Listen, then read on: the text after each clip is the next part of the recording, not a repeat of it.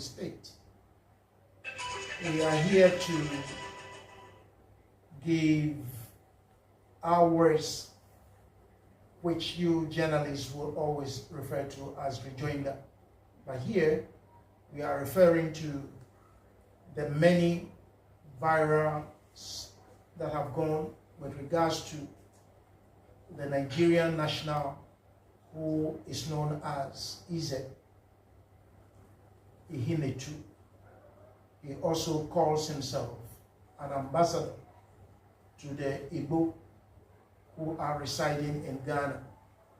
Many also refer to him as king of the Igbos in Ghana.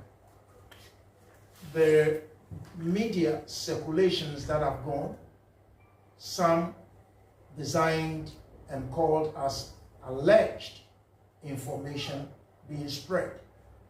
But we are sitting as Gadangwe and acting as spokesman for the Gadangwe state. What has occurred and the descriptions also made is not so favorable to the Gadangwe. We are also saying that whatever has been done, many have been refuted, especially for the design of the Igbo leader now in Ghana, and whatever has been said could also not be claimed to be true in most of the cases. We have known the people of Igbo in Ghana as personalities or as people that entered into the Gold Coast and have started a lot, which has led to Ghana now taking leadership roles in most and many things. Number one, the Igbo people that entered into the Gold Coast were formerly known to be the Ijekere and the Ijo from the Cross River states. These persons in Ghana, one can also look at what things they came to do in the Gold Coast, especially. They entered as bread bakers and were known to be baking bread and selling bread on bicycles. We have known them to be taking their bread to places with their language that they say, tea bread, pepenyere. That is the language which they used in the sale of their bread. We also knew them to be sellers of locally produced ice creams, which they also sold on bicycles. Then we are looking at the establishment of what today is called Katamanton Market. We know this very market to be a place for people selling fruits, but they entered into the area and began the sales of what we call second-hand clothing or obloni wow. So the Igbos started the market called Katamanton Market. But the best that we can say about them is that a national of Nigeria from the midst of the Igbo people was the first person to establish a printing press in the Gold Coast. This man who started a printing press in the Gold Coast also began the sale of newspaper in the Gold Coast. And the name of this personality was Nnamdi Azikiwe.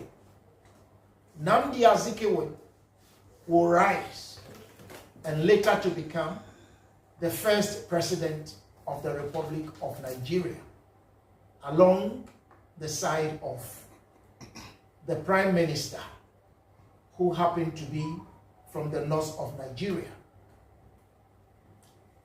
Why am I saying all this? The Igbos have contributed to the advancement of the Gold Coast and to Ghana.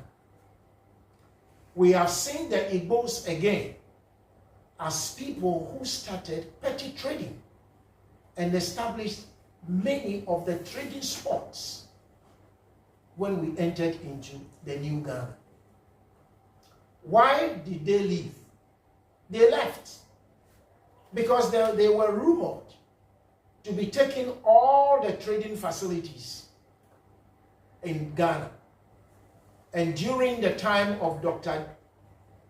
Kofi Abrefa-Busia, who brought his party, the Progress Party, into power in Ghana from 1969 to 1972. During the early part of 1970s, Dr. Busia brought in the Aliens Compliance Order, which marched out of the country all the aliens or non-registered Ghanaians by then. And this led to the bulk of the Igbos and some of their people from Lagos leaving Ghana. Igbo has arrived again. But this time around, they have entered into Ghana, being blessed by pronouncement of the ECOWAS that has called upon membership of the ECOWAS to enter into each and everyone's country so they can do whatever trade or whatever business they feel they could do. Igbos have a right, like I said. Today, the presence of Igbo, whom we call Eastern Nigerians, today, the same people can also be described as remnants of the Biafra, which Odimegwu Ojukwu also started to carve out the eastern part of Nigeria out of the Federal Republic. They are here. Why have we tried to enter into the background of the Igbos in the country? When you come to the people of Dangi, their migration pattern took them through the land of the Igbos before arriving to the coastal lands of present-day land we call Nigeria. But when the Ga and Dangme were migrating towards this very area, there was nothing like Nigeria. But there were ancient kingdoms dotted in the land. There was a kingdom called Numan, which today can be found between the boundary or the border of Cameroon and present-day Nigeria. And then an ancient kingdom was also established called Boni. We are proud to say that the people today calling themselves La stayed in this Boni area, but that doesn't mean they were from Boni, but they stayed there. And then we knew of Benin, which today is being described as Benin.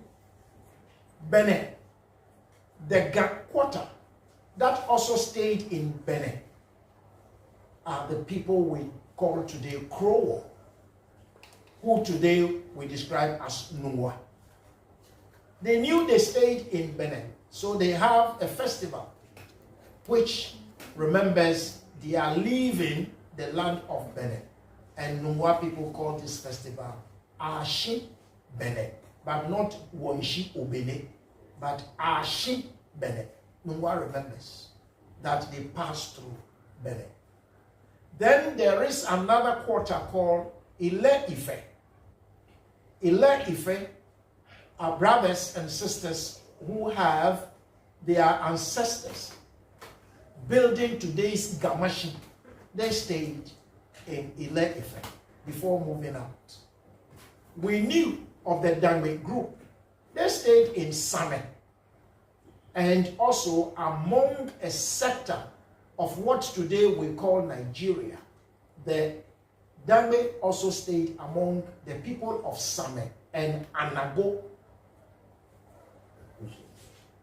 these areas inside today's Nigeria could also be known as places that Gadangme walked through.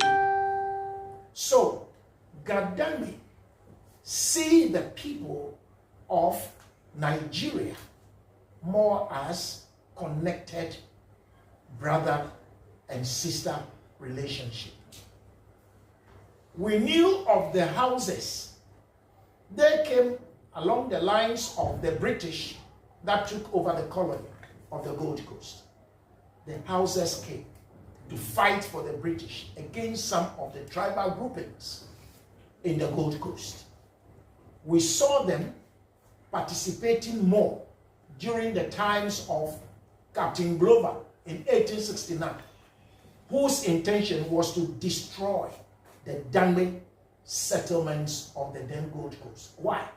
The Dangmes were trading with the Danes, and the Danes had areas that they controlled from Osu, Teshin.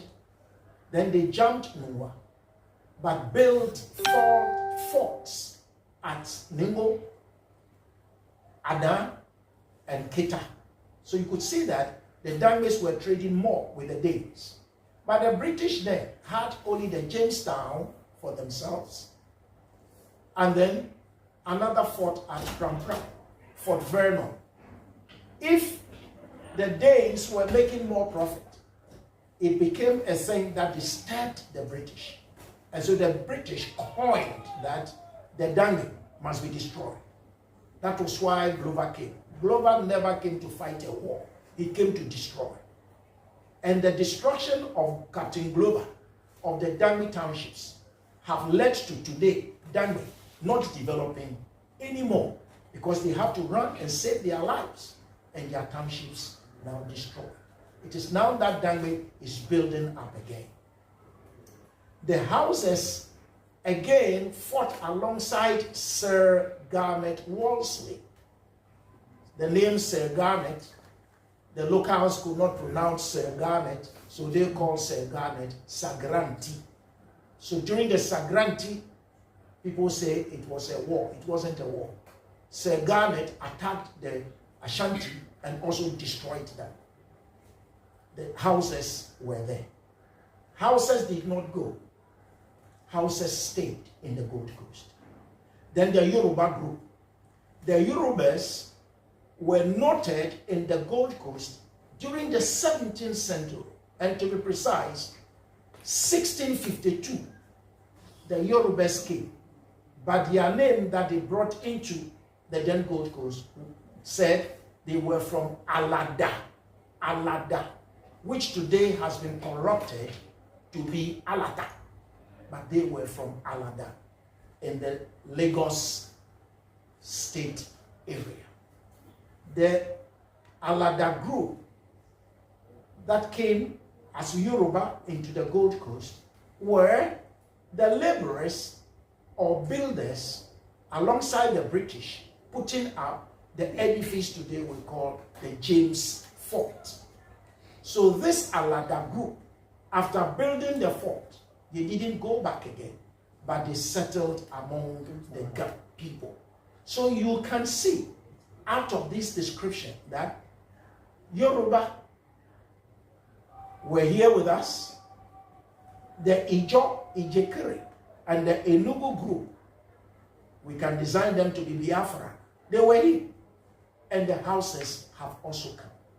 Out of the Yoruba was the Ilorin group that created what today we can know and then understand to be the Cow Lane of Accra, Opera Square area. And then the houses also built what today we can describe as the Zongo Lane of the same Opera Square area. Out of the Yoruba, they created the Mokola market, of which people are saying the guy said we go there to take fire. It is the wrong information. Mokola market was started by the Yoruba who entered into the Gold Coast. Why Mokola? They had a bigger market in Abeokuta called Mokola.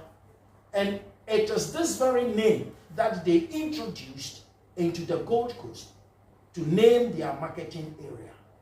The Mokola market was started, but we shouldn't forget that the first mosque for the Muslims of Accra, the first mosque, it was built closer to the Mokola market. This mosque was built by a Yoruba man from Ilorin. His name was Chief Brahma. Chief Brahma was also noted to be the originator of the Salaga market. So, personalities that we have just described from present-day Nigeria into the Gold Coast, now Ghana, a lot of them came from the Yoruba, Hausa, and then the Ijekiri or the Enugu groupings. They have come after they were sacked by Prime Minister Buzia. Are we receiving them or are we taking them out? Majority of Ghanaian women have married into both the Hausa, the Yoruba, and then the Ijo or the Ijekiri. Many generations have come out of them. And today, as we sit, a lot of them too are in our parliament. Many of them are in different institutions. They are all helping to raise the image of Ghana. When we go into our economy, when we look at taxes being raked into our main for development in the country, we shouldn't leave the people of Ijo, Ijekiri, and Enugu, or Nigeria in particular. These are the people we have today. By the creation of ECOWAS, we are all joint in raising the image of West Africa and the world.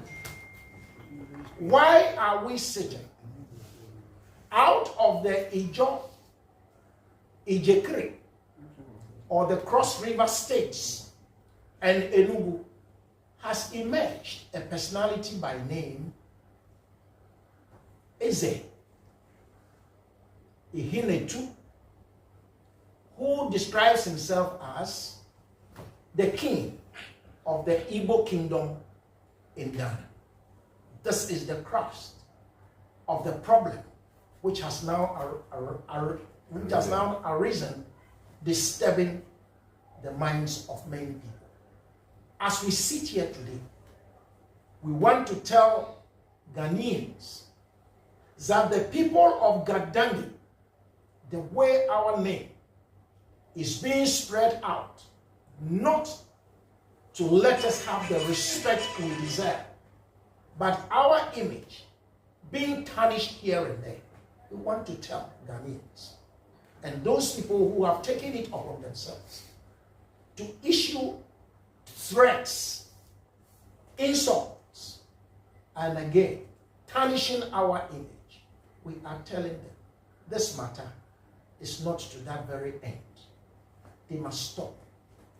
Ghana people know why they embrace strangers into their midst. For the Ghana Dangme people, we know it is not just a father that makes a township or a mother alone creating a township, but it takes both the children and friends and other relatives to band up and create a township. That is why God said, Ablekuma, Abakuma. These personalities or names that we have mentioned, they all came to Accra.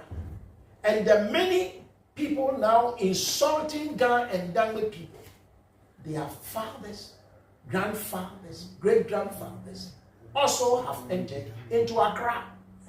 Why don't we be together and lift the image of our country, Ghana? Ambassador is there calling himself king. He has said he is a leader of his people, bringing them together and seeing to their welfare, and again, seeing to their advancement, and then taking good care of them so they can make it well whilst living in Ghana. The problem right now is, why should the Ghana Traditional Council embrace Ihinetu, calling himself king of the Igbos? When the Hausas came, it was the same Ghana Traditional Council that embraced them. When the Yorubas came, it was the same Ghana Traditional Council that embraced them. So if the Biafra or the Igbo have also come, why should they be negated and thrown out? They have been accepted. When we enter into even Ivory Coast, there are Ivory Coast nationals here in Ghana. Today on our streets, we have not even embraced them, but there are nationals from Mali, some Burkina Faso, and some Niger, Togo. They are all here. Why are they here? They are here in Accra. They are here to see to it that their lives will be improved. So this is done and done for you. What is wrong again? There has been a video on viral saying that Ihinetu, calling himself ambassador and king, rumors are he had bought a whole expanse of land between Ningo and then Pram Pram along the streets of the Aflao Road. That is Aflao Tema Road. This has been what is being propagated. Now, the chief of Ningo has come out to say that they of Ningo and Pram Pram have never sold any land to this personality.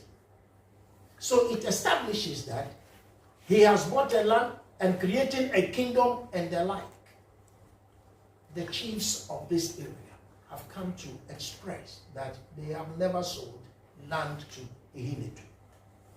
And then the MP or the member of parliament responsible for both Pram Pram and Ningo has also come to say that no land has been sold to this Nigerian national. Therefore, the many that are so much annoyed, casting insinuations, destroying the names of personalities here and there, wherein then lies the truth in their statement that Ihinetu has bought all this land. But number one, you cannot just be looking up without looking down. Sometimes, when a title is given to personalities out of exuberance, they might wish to make promises or say things that they feel could enhance their image. Ihinetu made a statement as far back as 2012 that he would create an empire, he would create a kingdom. But this kingdom we are talking about is not there. Investigations have gone and have established that the kingdom he was talking about is not there. The question that one could raise is, why is he calling himself a king? We have a problem. English language is not our language. Therefore, when it comes to describing positions that relate to traditional title holdings, we find it very difficult to use the English word to suit us. The position of traditional leadership, especially here in Ghana, we have headman of a community, and then we have caretaker of a community, then we have chief for a leader in a community, Now we have paramount chiefs in communities. Now, these are some of the problems that we have as Ghanaians when it comes to using traditional leadership in positions. The word or words we use to describe leadership in tradition, those words, some are not for us. We are looking at the English language. A chief can also describe and call himself a king. A paramount chief can also decide to call himself a king. And even the Europeans live with us first names. Some people also have chosen as their first names the word or the name king. The man has said he's a king. But king over what? Is it a name? Is it a title? Is it something to be recognized? Or something he is just trying to propose? We have heard of other words being spread that he has been gazetted by the Ghana Traditional Council. But Ghana Traditional Council cannot gazette a chief. You can be welcomed as a friend or as a neighbor. We have honorary positions given to many that come to the Ghana domain. There are a lot of people who are not even Ghana or Dangme, but they have been given titles to relate to the leadership positions of the people.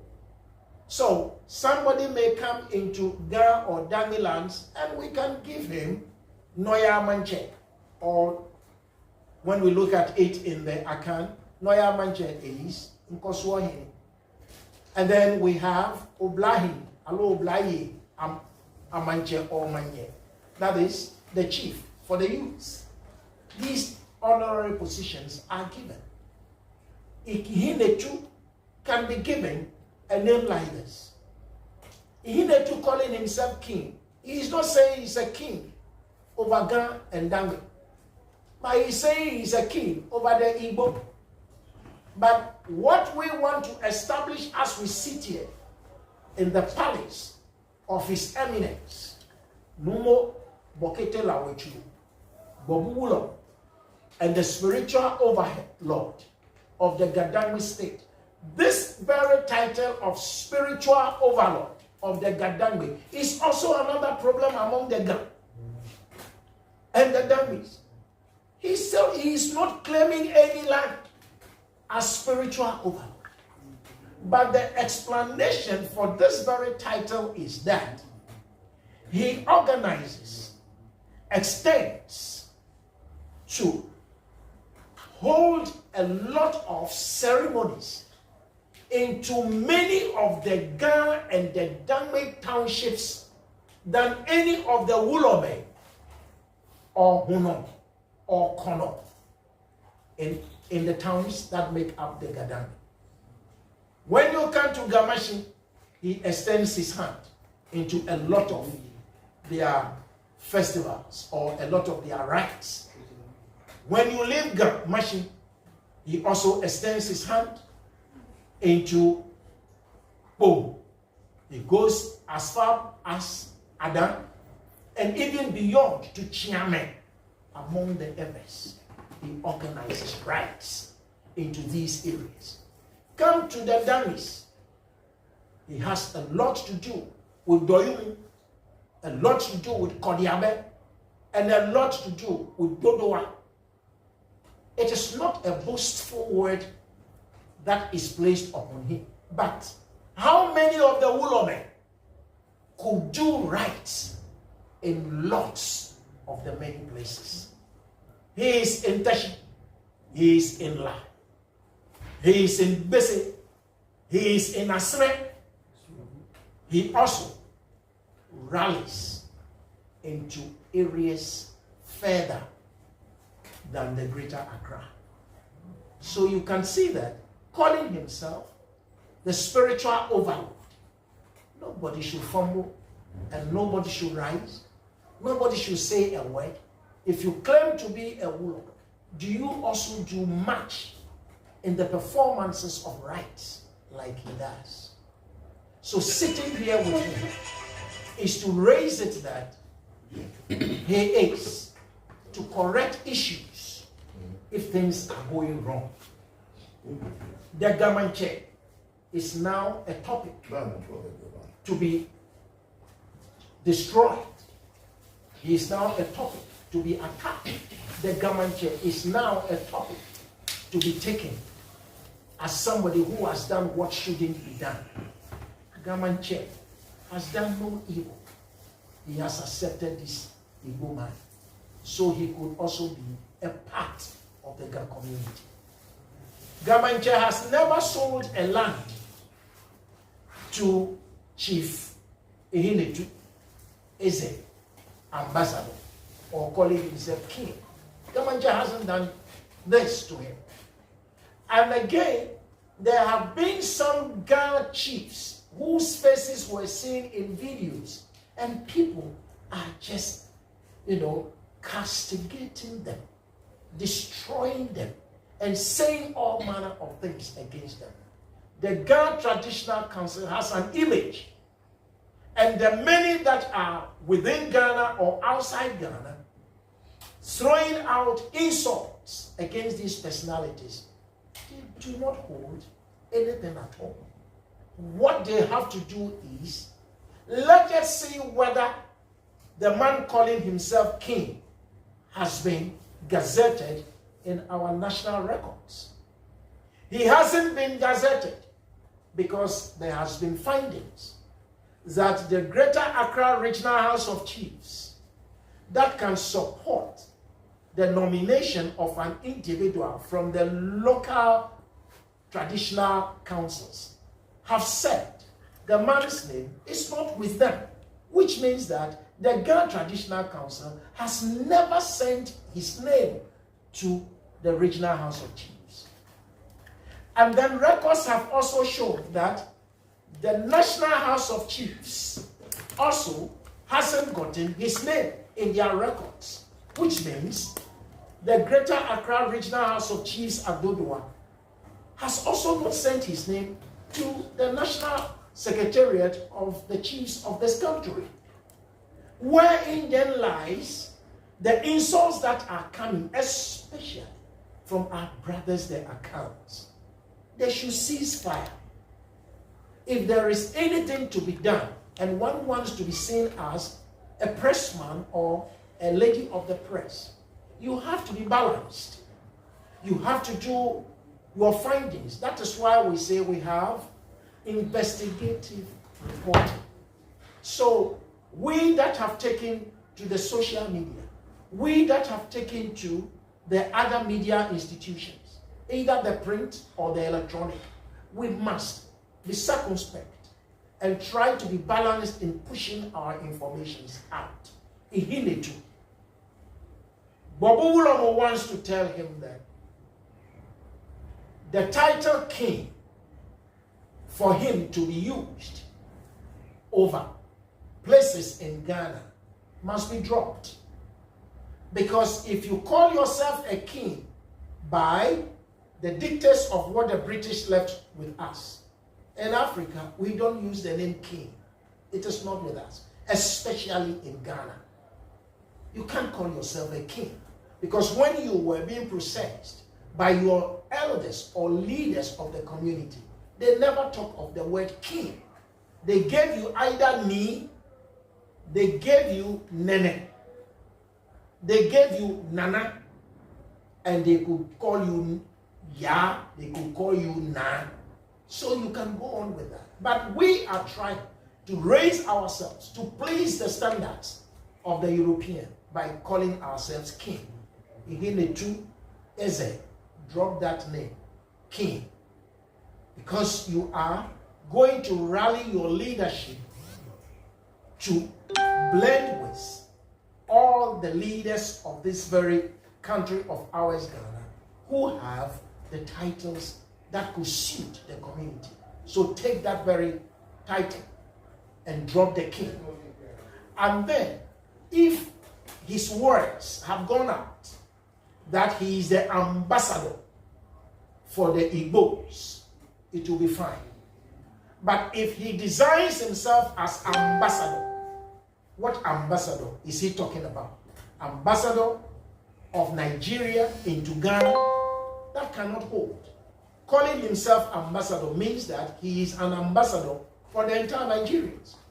But Ghana is a sovereign state, and we recognize people entering with sovereignty title. So we have the Nigerian High Commissioner, who is the ambassador representing Nigeria. So his design as ambassador must also be looked into. He must drop that and then take a title that will bring no qualms like we are having today. Present here is the Numo Bobulo. I am speaking in his stead. All that he is saying is there must be peace that can embrace our country. We are not entering into wars of war as it happened among the people of Burundi. A press officer called a sector of the community in Burundi as cockroaches. And by the calling of the community cockroaches, the Hutus and the Tutsis entered into a communal war which generated of Rwanda. The Hutus and the Tutsis of Rwanda, they rose up. It generated into just a local fight.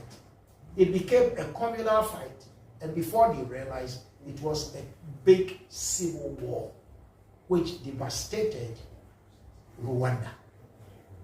The Bobulomo is not asking that such words of attacks must go on. Akans have their language, and they might wish to extend insults by their language to the Ghana people. The Northerners have their language, and might wish to extend their language of insults to the Ghana people. The Ghana people also have their language and might also wish to extend insults to some of the communities. Bobulomo is saying his position is not to foment destruction, wars, and killings. His position is to unite the country Ghana, unite tribal groupings, unite children, unite fathers, mothers, and unite community. So his message to the entire Ghanaian populace is that let us cease fire and know ourselves to be one. Let us welcome foreigners amongst us, but we must use our positions as leaders to control, direct, and guide foreigners if they enter into our midst. Thank you very much for listening to the Lord. Thank you.